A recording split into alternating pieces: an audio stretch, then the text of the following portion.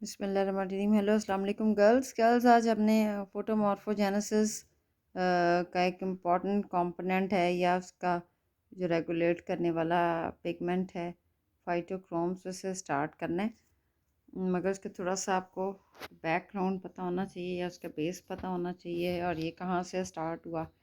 तो उसके लिए सबसे पहले आपको स्कोटोमॉर्फोजेनेसिस का जानना ज़रूरी है। फोटोमॉर्फोजेनेसिस से आप फेमिलियर हैं, यानी मॉर्फोजेनेसिस यानी आप कहते हैं development of form and structure, और फोटोमॉर्फोजेनेसिस का मतलब है development of form and structure in the presence of light. And स्कोटोमॉर्फोजेनेसिस कहते हैं morphogenesis in the presence of dark.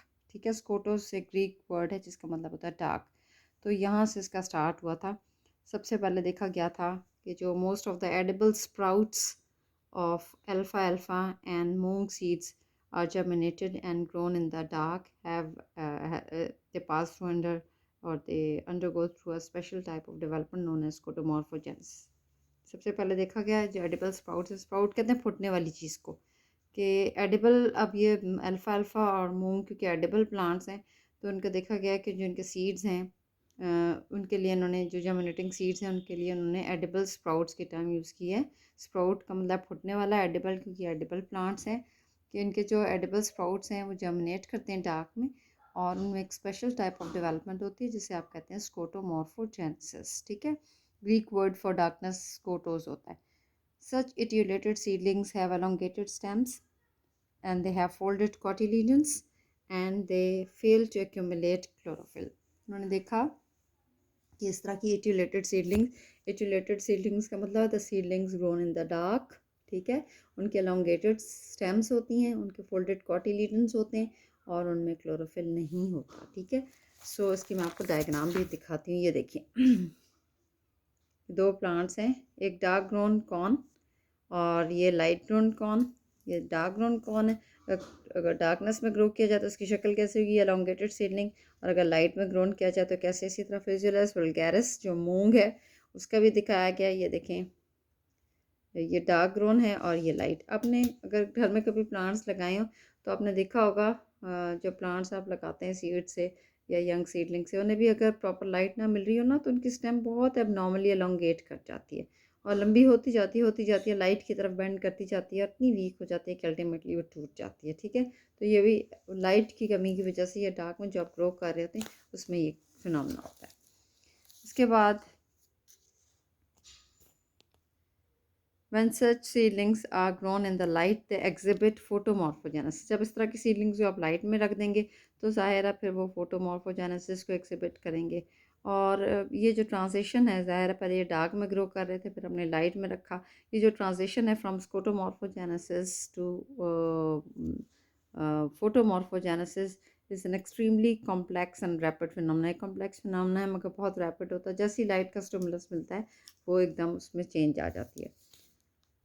Within hours of applying a single flash of relatively dim light to dark bean seedlings, several developmental changes occur, like decrease in the rate of stem elongation, the beginning of apical hook straightening, and the initiation of synthesis of pigments that are characteristic of the green plants। ठीक है, जैसे ही आप single flash देते हैं relatively dim light का इन dark been seedlings को तो बहुत सारे डेवलपमेंटल फिनोमेना शुरू हो जाते हैं, जिसमें एक तो सबसे पहले ये जो स्टेम एबनॉर्मली एलोंगेट हो रही होती है वो प्रोसेस थोड़ा स्लो हो जाता है, डिक्रीज़ हो जाता है उसमें, और जो एपिकल हुक है उसकी स्ट्रेटनिंग शुरू हो जाती है, क्योंकि एपिकल हुक लाइक स्ट्रक्चर मैंने आपको बताया था वो तो आपका अंडर द ग्राउंड होता है। जब लाइट मिलती है तो फिर हुक ओपनिंग शुरू हो जाती है। ठीक है, तो वो हुक ओपनिंग शुरू हो जाती है and initiation of synthesis of pigments that are characteristic of the green plants। और बहुत सारे पिगमेंट्स बनने लग जाते हैं जो ग्रीन प्लांट्स का करेक्टरिस्टिक है। क्यों? क्योंकि लाइट मिलना शुरू हो गया, फोटोसिंथेसिस जो है वो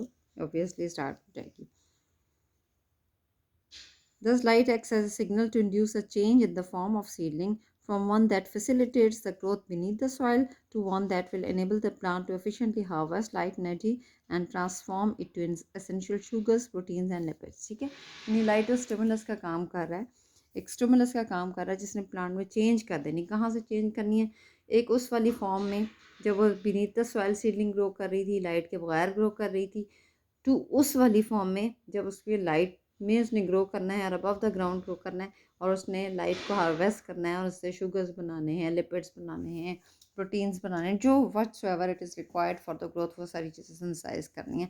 सो लाइट ने स्टिमुलस का काम करना है कि उसमें चेंज ला सके सीडलिंग में, किस वाली फॉर्म से, बीनीथ द सॉइल वाली फॉर्म से टू अबव ग्राउंड वाली सॉइल से।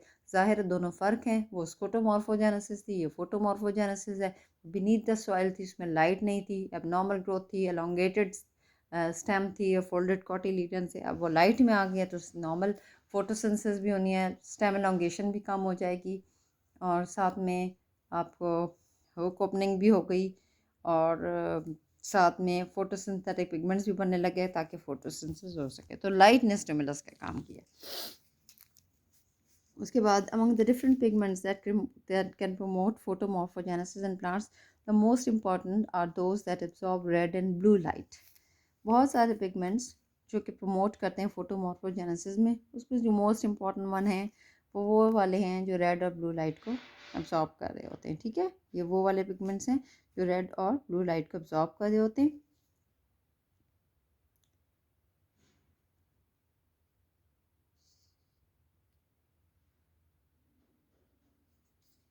अच्छा जी, उसके बाद phytochromes, it is a protein. Phytochrome क्या होता है, अब हम असल टॉपिक के ऊपर आए। It is the protein pigment that absorbs red and far red light more strongly but can also absorb the blue light. Phytochrome plays a key role in light regulated vegetative and reproductive development. ये वो protein pigment होता है जो कि ना सिर्फ red light को absorb करता है बल्कि फार रेड को भी करता है बहुत स्ट्रांगली। दोनों को ये रेड लाइट और फार रेड लाइट है, इनकी वेवलेंथ फ़र्क होती है। रेड लाइट की 650 से 680 होती है वेवलेंथ, और जो फार रेड होती है उसकी 710 से लेकर 740 नैनोमीटर तक होती है, माइक्रोन नैनोमीटर सॉरी, ये इसकी वेवलेंथ होती है। ठीक है, तो ये दोनों जो हैं पिगमेंट्स दोनों वेवलेंथ्स को एब्जॉर्ब कर सकता है, दोनों वेवलेंथ्स की लाइट को, मगर ब्लू लाइट को भी एब्जॉर्ब करता है, और ये बहुत इंपॉर्टेंट रोल प्ले करता है light regulated vegetative and reproductive development में। उसके बाद phytochemical and biochemical properties of phytochromes हैं। इसमें सबसे पहले इसकी डिस्कवरी को समझना बहुत ज़रूरी है।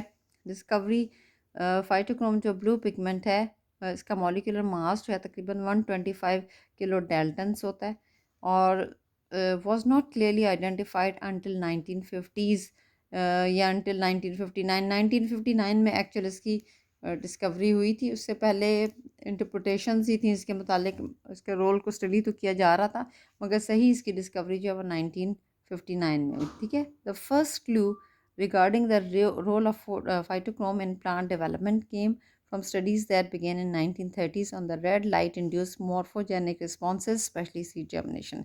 फर्स्ट क्लू जिससे फाइटोक्रोम की डिस्कवरी या इसके रोल का पता चलना शुरू हुआ प्लांट डेवलपमेंट में, वो उसकी स्टडीज़ से आई जो 1930s में स्टार्ट हुई थी। किसके ऊपर, on red light induced morphogenic responses.